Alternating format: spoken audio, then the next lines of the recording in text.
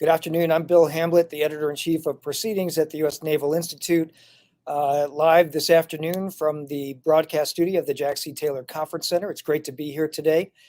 Before I bring in our guest, I want to mention a few things that are happening at the Institute, particularly next week. We've got the annual meeting coming up next Wednesday, the 11th of May. It's the first in-person annual meeting that the Naval Institute has had in 3 years because of COVID. Obviously, the last 2 years we were virtual. And it's the first ever that we've had at our brand new Jack C. Taylor Conference Center here on the Naval Academy Yard attached to Beach Hall at the Naval Institute. So we're super excited to have a large crowd of people coming out next week for the annual meeting. And as our CEO, Pete Daly, likes to say, you can get your entire membership dues back at the open bar at the Naval Institute, which is true. Great food, great drink, great camaraderie, and time to share with your shipmates and your fellow Marines. But in addition to that, you can also get a tour of the new conference center before the meeting starts. So if you're coming around 1500 or so, you can get a tour of the conference center. The annual meeting kicks off at 1600. And then after the annual meeting part, we're going to have the American Sea Power Project discussion featuring former Secretary of the Navy John Lehman, Dr. Tom Mankin from CSBA, and Professor Sally Payne from the Naval War College, moderated by our CEO, Admiral Pete Daly. So it should be a great event. For more information on the annual meeting, go to usni.org/events, click on the annual meeting. Sign up and come in person. And if you can't come in person, for our members and our audience that are more remote from the DC Annapolis area, it will also be simulcast. It'll be live cast via the web. So there's an opportunity to tune in live and listen to that conversation as well. Really looking forward to it. Should be a great event. Okay, so now I want to bring in our guest. It's a pleasure to have on today from Northern Virginia, Gerry Roncolato, Captain, U.S. Navy, retired. He's the author of the American Sea Power Project article that's in the May issue of Proceedings. It's titled "The Character of War is Constantly Changing." It starts on pages 68 and 69 of the print magazine, and it's also on our website. Gerry, welcome to the show. Hi, Bill. Thanks. Glad to be here. All right, so we've talked a lot about the American Sea Power Project on the show. We've had a number of our authors, including Sally Payne and Secretary Lehman, on the show, but we haven't had you or Paul Giara, your partner in crime. You are those who had the brainchild for this project a couple of years ago. Sold it to us, convinced us that we should do this. I'm super happy that we have. But just before we get to your article, if you could talk a little bit to our listeners about the how and why you and Paul came up with the idea for the project. Okay. Yeah, we were thinking, this is in early 2020.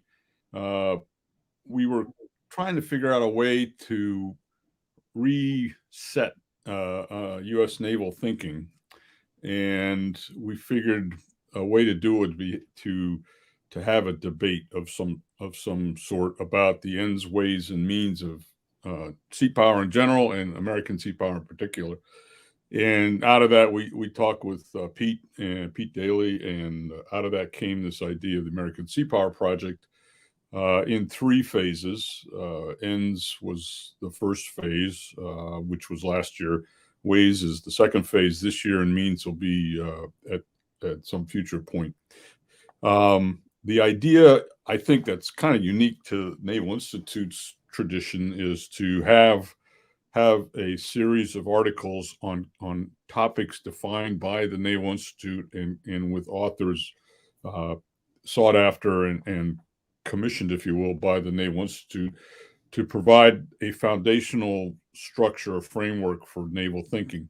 And our hope is that these papers that are going to be in the proceedings, have been and will continue to be in the proceedings on this broad topic, will be able to inform naval thinking, naval planners, and stimulate a broader based debate than just, say, program and force structure, which is what we typically talk about.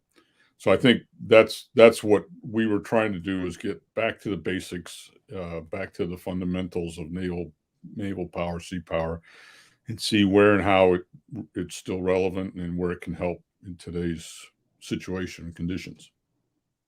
Yeah, we kicked off about 16 months ago in the January issue of 2021. And then a couple of those, the foundational pieces right at the start were Professor Jim Holmes from the Naval War College writing about how great power demands great responsibility demands great naval power. And then we had, Nick Lambert, his piece, which I wish I'd read when I was an ensign or a midshipman, What is a Navy For? And really talking about the economic demand signal for particularly if you're a maritime nation, the need for a significant naval power to protect and look after your economic interests, your commerce interests around the world. So those were two of my favorite pieces, but they've just been great content. And now it's ongoing. And we heard this was nice to hear was when Pete interviewed CNO Gilday at the Maritime Security Dialogue a little over a week ago. The CNO is chatting with Pete before their conversation on air, mentioned the American Sea Power Project and just said, "Hey, that Sea Power Project you got, I like it. Keep it coming." So that was really nice to hear. So. Yeah. All right, so let's turn to your article in particular, and this is about the 15th or 16th article we've had in this series, and you mentioned two terms in the article that a lot of people use incorrectly interchangeably, the nature of war and the character of war. How do you define them, and what's the difference between them? Well, I think, were most eloquently defined by Clausewitz back in the 1830s. And the way I look at them and the way I define them, the nature of war, according to his theory, and which I subscribe to, is unchanging because it's based on human nature. It's based on the clash of actively opposed wills seeking to dominate the other. That part, despite protestations that technology can eliminate that part of war, or eliminate the chaos, uncertainty, fear, friction, exhaustion that comes with war, it has not proven to be the case. So the fundamental nature of war is enduring and is based on human nature. The character of war, which is the other term, is more aligned with conditions in a given era. So you have geostrategic situations, the technology available, the economic structure of the global system, social expectations, and who the adversaries are, who are the protagonists in the competition. So if a military service neglects one or the other, they're not going to be well suited or well prepared for what may be coming down the pike. So that's how I see it. Fundamental nature is the human element, and with all the uncertainties and chaos that ensue from that. And the character war is a little bit more easily defined in a sense because it's things you can touch. And but that changes constantly as technology and doctrine and all those things change. Yeah, one of my favorite definitions of the nature of war came from Frank Hoffman, who's at NDU, a colleague of ours. And Frank also talks about the violent clash of political will, right? That is unchanging, whether it's, Rome versus Carthage or Russia versus Ukraine. You're talking about a violent clash of political wills that will play out, and that's enduring. But the technology for that fight, big changes, right? And culture, the military culture, the national cultures involved, the time, the types of weapons that all changes over time. So your article centers really on the latter term, the character of war, and how quickly it's changing. What are some of those changes, and why? There have been other periods of history where the character of war has changed quickly. Why is this particular period of change so maybe unsettling? I think it's unsettling for many for two reasons. One is we're entering into this new era of great power competition that for the last 30 years we've not had to worry about, some of us have worried about it, but our societies writ large haven't been concerned with it, and the threat wasn't imminent. So this is changing. If you think back, the Cold War ended in 1991, and many of the people on active duty today weren't alive then.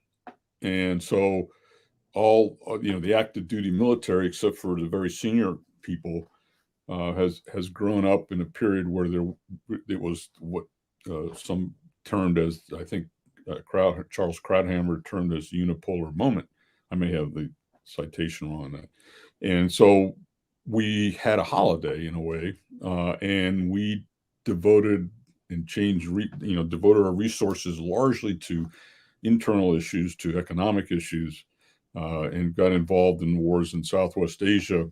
But those were kind of fought on the cheap in a way. It wasn't a societal level. It certainly wasn't. They weren't existential wars. The terrorism threat's very real, and we had to deal with that. But it's not quite the same as going up against the Chinese or the Russians, or in the case of World War II, the Japanese, Germans, and Italians. So this is for the current members of the military and the decision makers.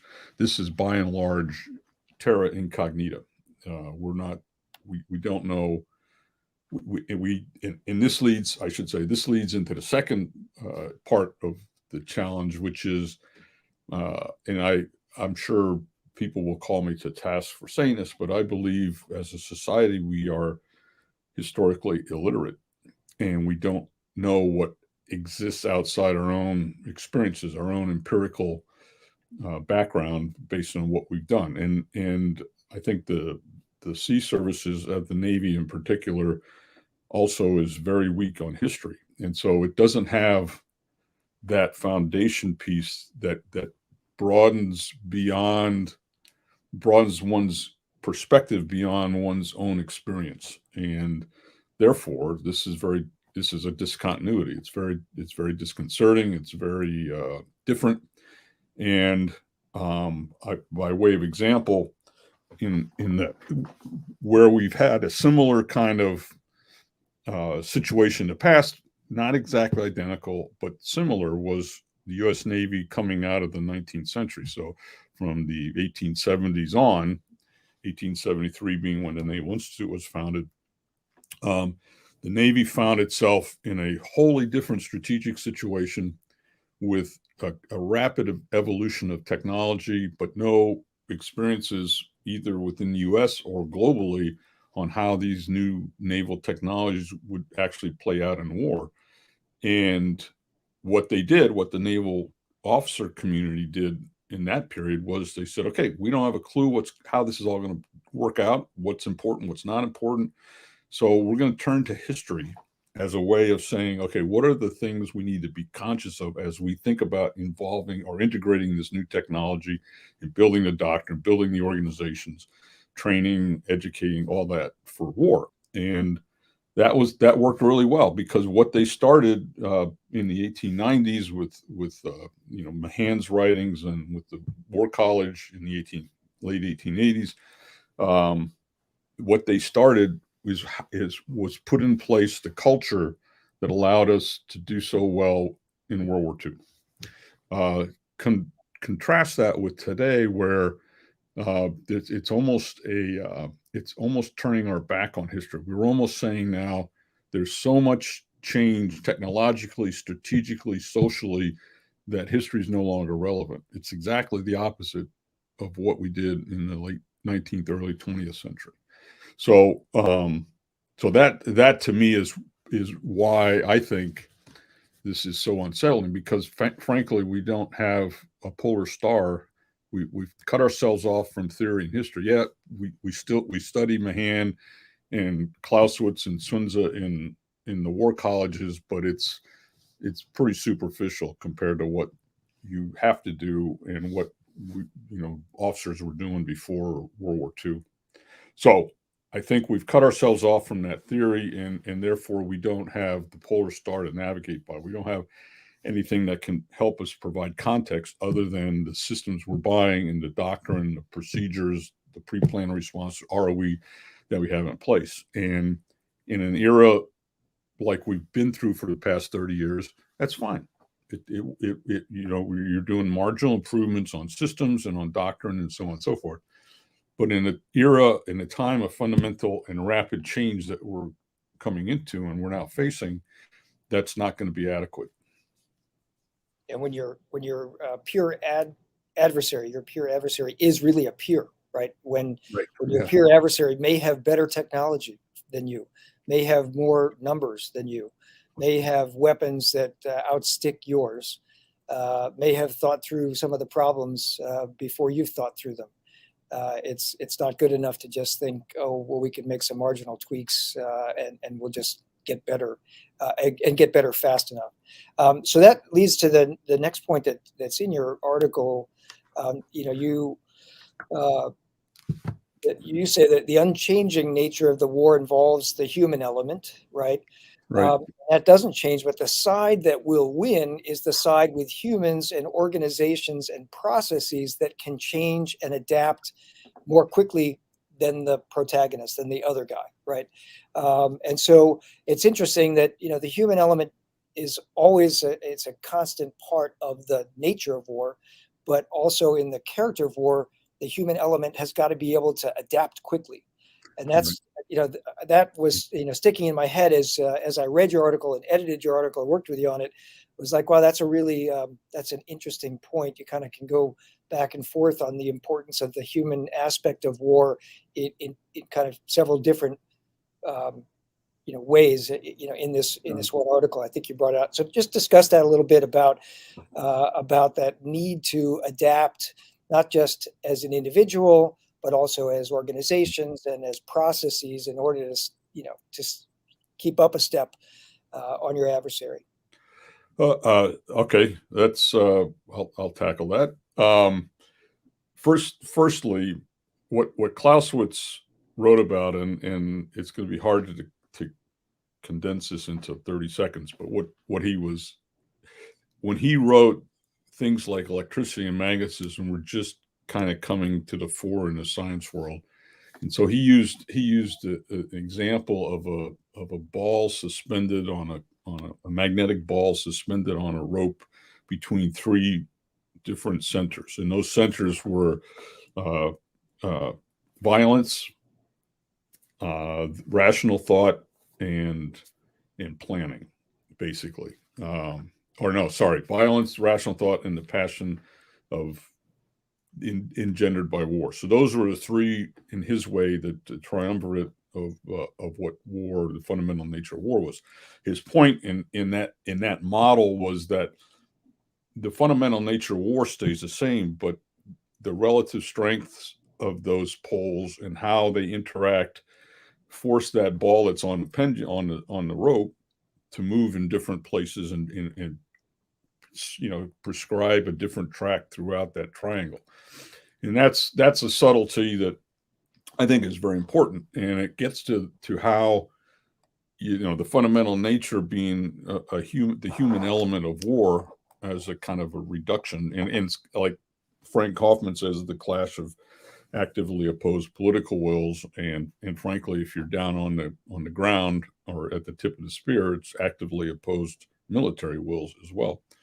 And so that introduces a pattern of change within the nature of war in any given era. So that gets you the bridges from the bottom line human nature as an element, the fundamental nature of war, into the character of war, which is conditioned by all these different factors.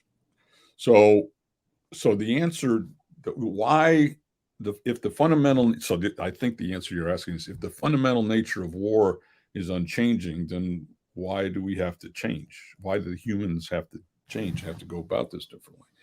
And the answer is because the fundamental nature of war is based on the human element, but how that plays out in any given competition or conflict is unique.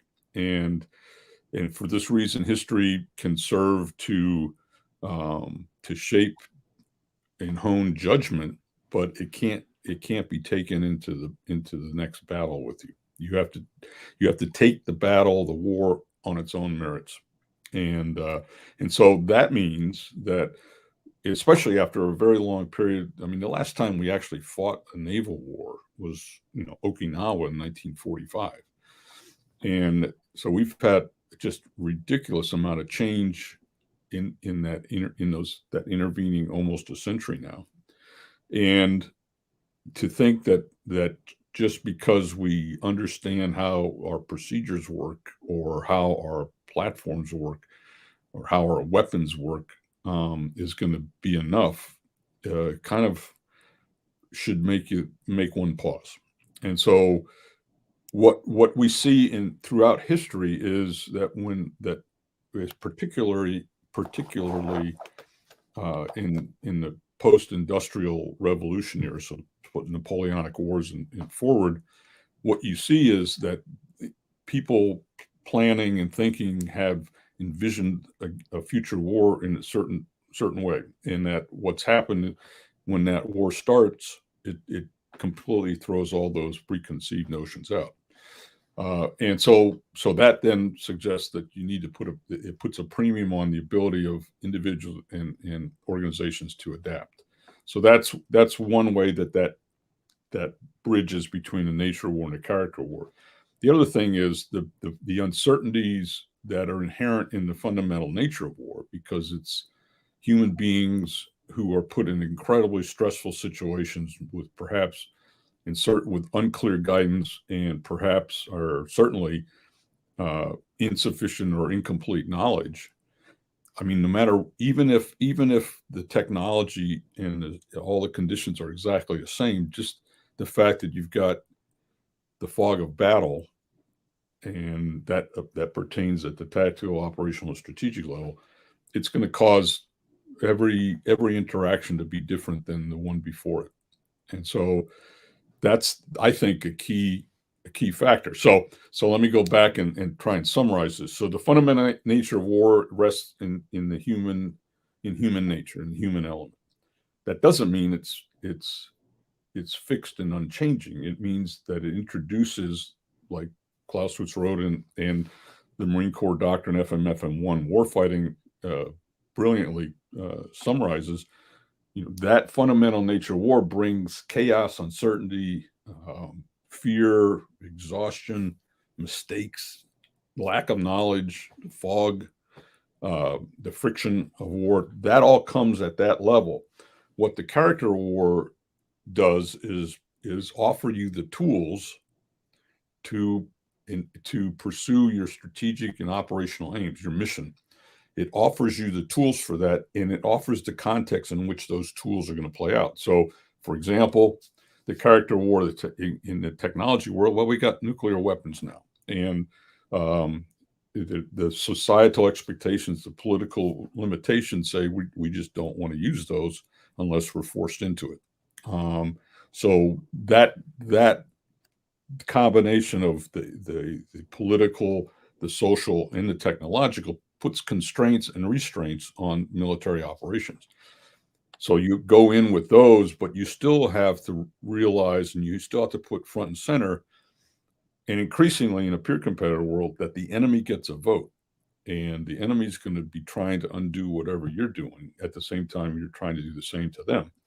So that's the interplay between the fundamental nature and the character, as quickly as I could do it. Clausewitz in about 3 minutes. That was well done. Well done, Jerry. So you mentioned quite a bit about technology, and there are lots of proceedings articles and other military journals talking about hypersonics and cyber and AI and machine learning and unmanned systems and unmanned teaming, and how that's going to play out, electric weapons, high-powered microwaves and lasers, et cetera. There's a lot of burgeoning technology that is rapidly turning into weapons technology. Your article, you mentioned all of that a little bit. You talk about the need to be able to apply past lessons to how you can deal with the character of war today and tomorrow, the next 10 years in this new era of great power competition. But you also specifically mentioned social media. So what were your points about social media, and why was that one maybe one of the more salient to you? Well, you're asking the guy that still wrestles with his TV remote.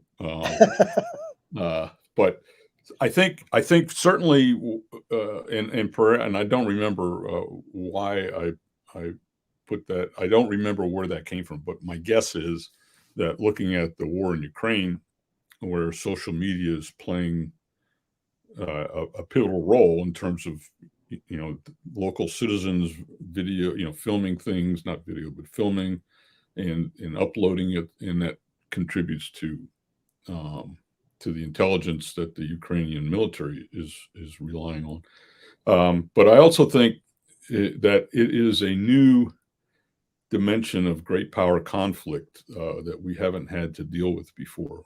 Since when the Cold War ended, we really didn't have much of this, if any of it.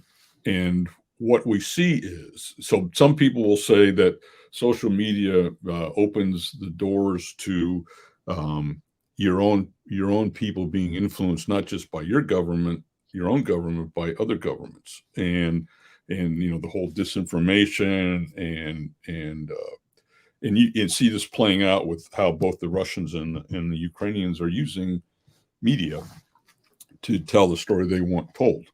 And so part of it is that you can get in and do things and mobilize or shift the direction of societies. And so that's a concern on one end. On the other end, I think that, as with everything else, the consumers of social media, the participants of it, will become increasingly sophisticated as they are subjected to these polemics from all sides. And so you have that tension between, okay, who's going to believe what when, and what does that do? And I mean, if you look back to the Spanish-American War, William Randolph Hearst was accused of using yellow journalism to get the American people behind the war. And I see similar things going on now with social media, with one significant difference. It is instantaneous, and it reaches well beyond what Walter Lippmann coined as the attentive public. So Lippmann had, in his days in the 20s, 30s, 40s, and 50s, had to deal with what he said was 5% of the public that actually paid attention to the newspapers, or 10%. Now you see what's going on with social media. It's much more extensive, if not. I think the only people that aren't seriously engaged in social media are those older than me, and there aren't many of those left. And so I think. So that I think is a fundamental difference. And I think what that means is that whether you're a political decision maker or you are a military commander, you're going to have to take account for this, and not just to defend against what others are saying, but to use it in a proactive way. And this gets back to things we used to talk about 20 years ago, such as perception management and shaping the intellectual, the emotional battlefield, and we're going to just have to get better at that, because the door's open. Indeed, it is. So, Jerry, toward the end of your article, you write this, I'll quote: "For the first time in nearly a century, the United States faces the possibility of fighting a war of necessity, outnumbered against very capable adversaries and under the threat of nuclear weapons. This will require an approach that is starkly different from the technology-centric style to which our military has become accustomed," end quote. So what changes do you recommend? What are things that, that you think need to be done, either in our war colleges, at the senior commander level, in the culture of the military? How do we go about this differently? How do we have to adapt now to this great power competition? Well, that's I know that's how many hours do we yeah, have? that's a $64,000 question. Yeah. So I think I've thought about this a lot, and I've talked about it on occasion. It seems to me that what is needed. Well, first of all, we have to accept a couple things. We have to accept that, like you mentioned earlier, we have to accept that competition and conflict with a peer competitor places fundamentally different demands on the individual and the organization. So I think, and so that's part one. I think we need to relook our education system and our training system. And I've been doing some work on this in over the past 5-7 years. There's approaches to training and education that are out there, and digitizing wargaming and allowing self-paced training. Play to learn was a term a couple of years ago, that allows us to get, and I'm speaking mainly from the Navy here because that's my background, but it allows us to get to a higher training level and education level faster, mostly training level faster. And that's necessary because essentially what we've done is we've made our training system into, the certification for deployment kind of training structure has become a ceiling instead of a floor. So the certification now is for a deployment. Then because your missions are limited on deployment, your actual composite training level tends to fall off once you deploy. What we need to do is make that a floor. And so we need to get up to that certification level so we can get to the mastery level. And we need to do it in less time. The technology's out there.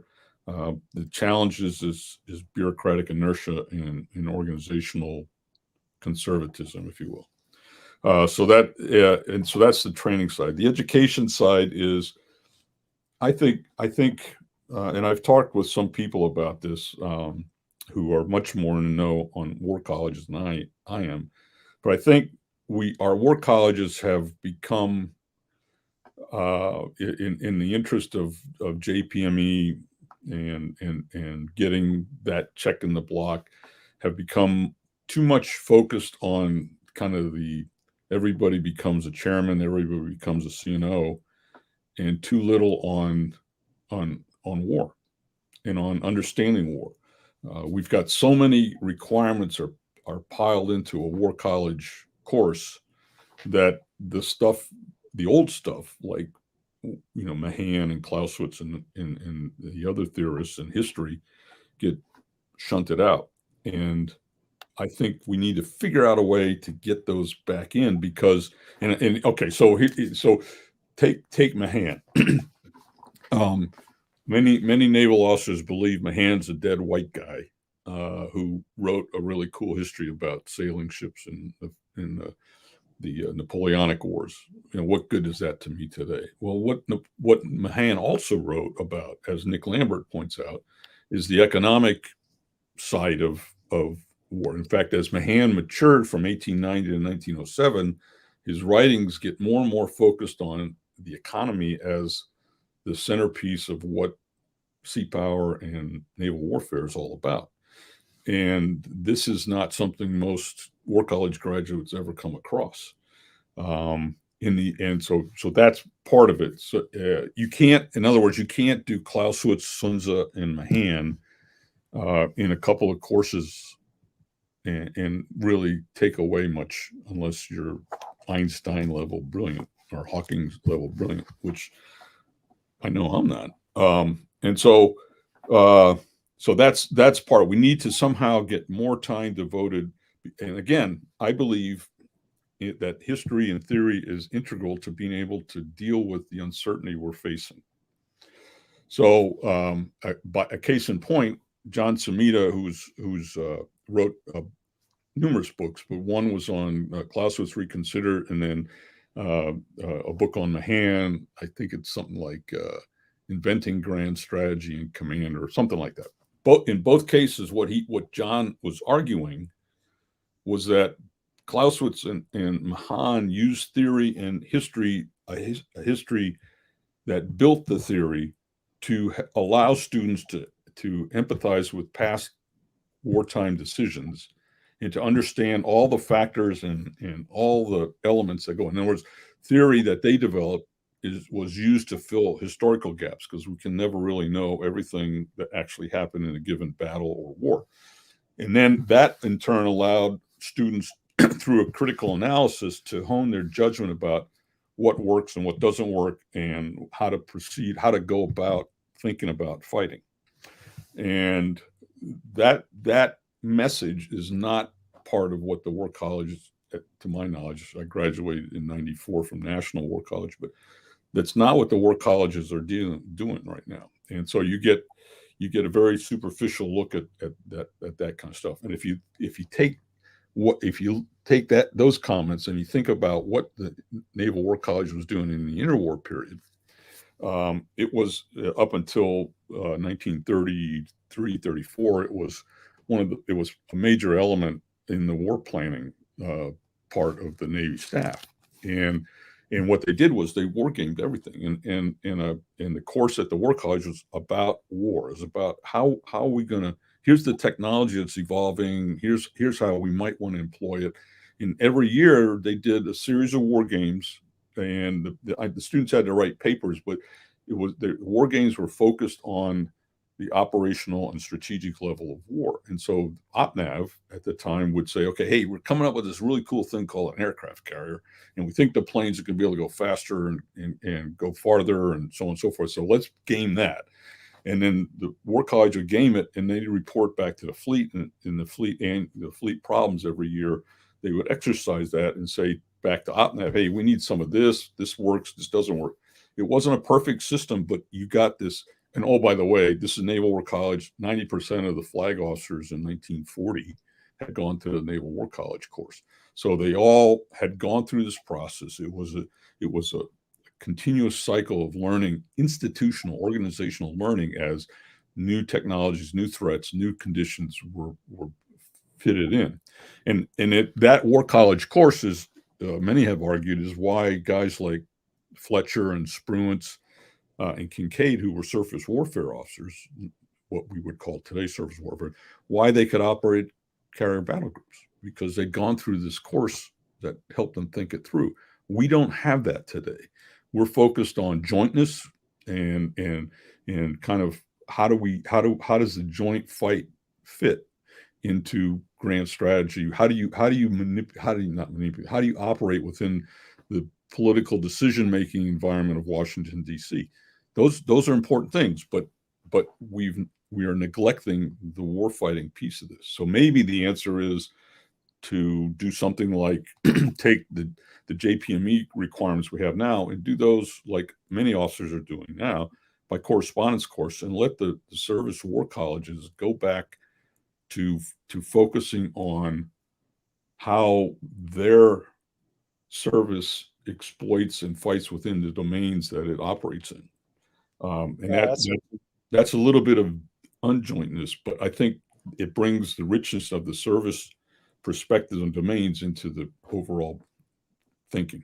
Yeah, I think that's a really good point. We've had a couple of articles about how education, particularly at the war colleges, has gone perhaps overboard towards JPME, right, and not enough towards NPME. The naval warfighting aspect, and I think you're just you hit on that as well. Two things while you were talking there, I was reminded of one of the American Sea Power Project authors so far has been Trent Hone, whose amazing book, Learning War, was published by the Naval Institute Press in 2016, I think. If you haven't read that, for our listeners, if you haven't read Learning War by Trent Hone, it is a phenomenal book that tells that story, as Jerry was synopsizing there quickly, of the U.S. Navy from the 1870s up to getting ready for World War II, and even into the start of World War II. That learning process, that the ideas that came out of either the War College or Washington, and then were war gamed, and then were exercised at sea, and then a lot of that stuff was written about in proceedings. And then the next year's iterations of either the fleet problems and or the war games would feed into another series of articles and programmatic changes that made the Navy better constantly over time. So that's a terrific book. And Trent wrote the, I think it was November last year, American Sea Power Project article. The second thing that you mentioned at the start, you were talking about how you've got to get training up to the point where what is currently our ready to deploy level of training should be the floor of training. Right. And I reminded of an article that was in the April issue by Admiral Wyman Howard, the head Navy SEAL, the Commander Naval Special Warfare Command. And he wrote about how the Naval Special Warfare right now, for 20 years post 9/11, they were deploying every ready force that they had. So when a platoon or a team or a special boat unit, whatever was ready, as soon as they reached that, training level, they deployed and they went to war.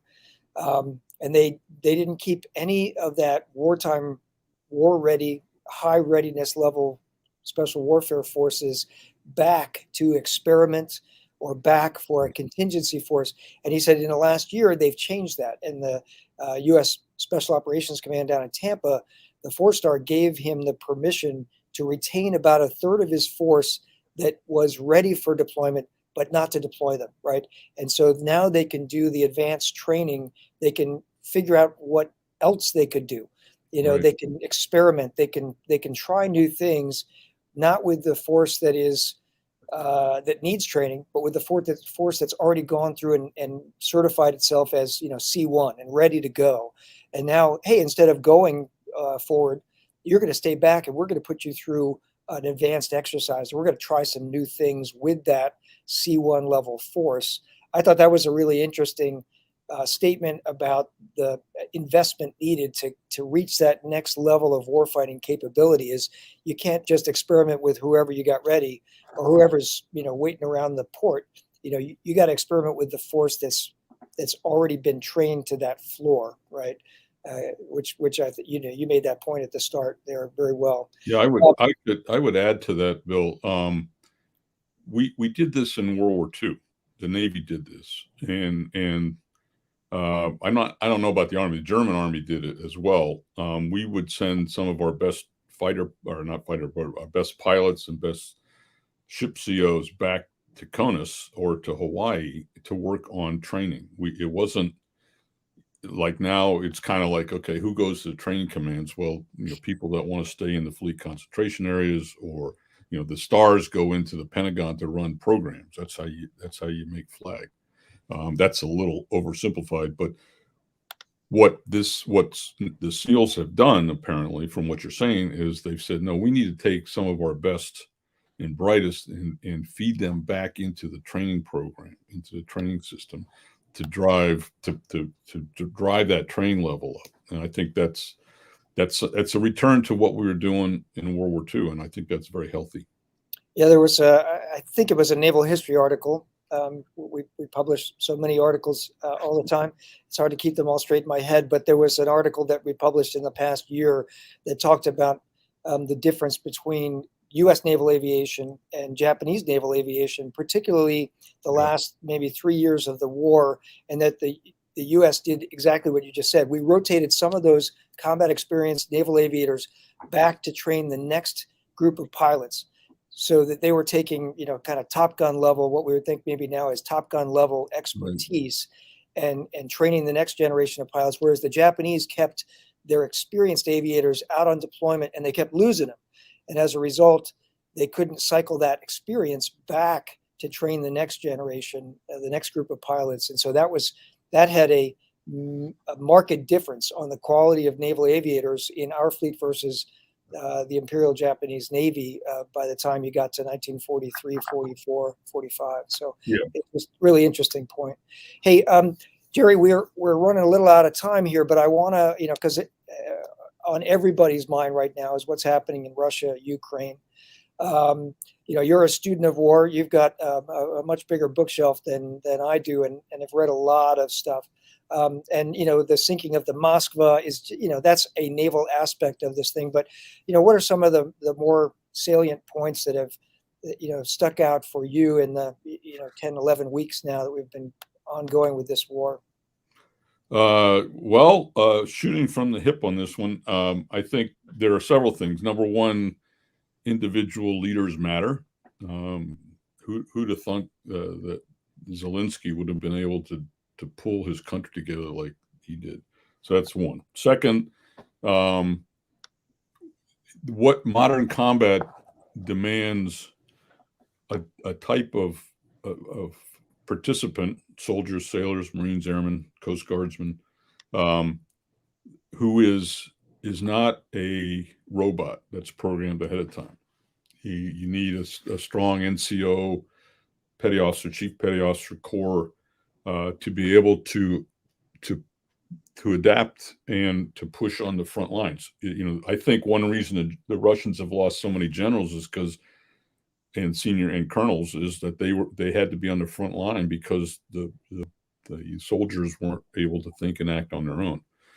We take pride and have always taken pride in our ability. We call it mission command, our ability to think on our own and to operate on our own. And I think that quality is still there, although we need to reinforce it much more significantly than we have been. 30 years of fighting against not peer competitors has tended to, and at the lower end of the spectrum of war, has tended to push technological solutions and overreach or oversight that is inimical to the ability to think and act independently in line with the mission.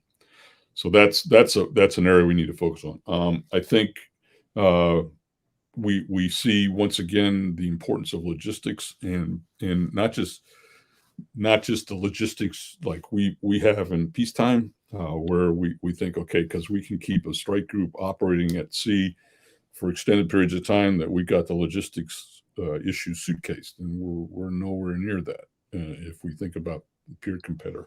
And you see this in Ukraine and the inability of the Russians to get their logistics organized and flowing well.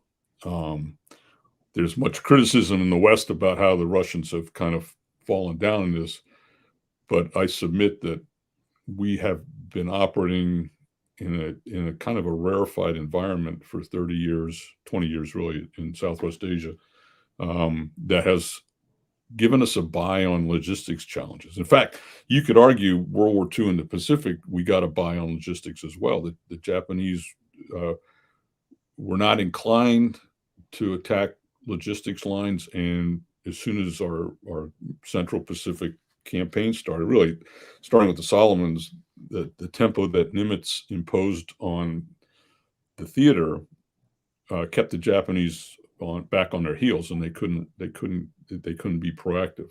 And a lot of the submarine forces that would have gone after our lines of communications were ended up being dedicated to resupplying their isolated garrisons. So there's that. I think the other thing that comes out is the fact that what people think war is going to be like before it starts is is very different from the way it actually plays out. And that being the case, it goes back to what I've been arguing for some time. It puts a premium on the ability of individuals in the organization to adapt. And if you don't have that inculcated in all the aspects of that are necessary, including a firm understanding of what war really is. It's not the application of checklists. It's going against the enemy commander's mind, and how do you beat that mind?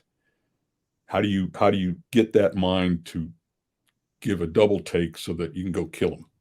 And that part is I think, missing in much of what we're doing, because it's like a wrestler who doesn't have an opponent. We've been doing this for 20 some years, basically, at the high levels, 05 and above.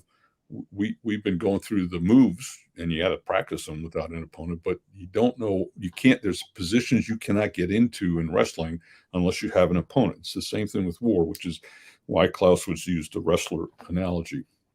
And I would add one thing in this context, and it's a little bit different than your question, but I think it's important to point it out. You brought up Trent Hone's book, Learning War, and it's interesting because what he lays out is, here's how the U.S. Navy prepared for World War II, and then he says, here's how it played out.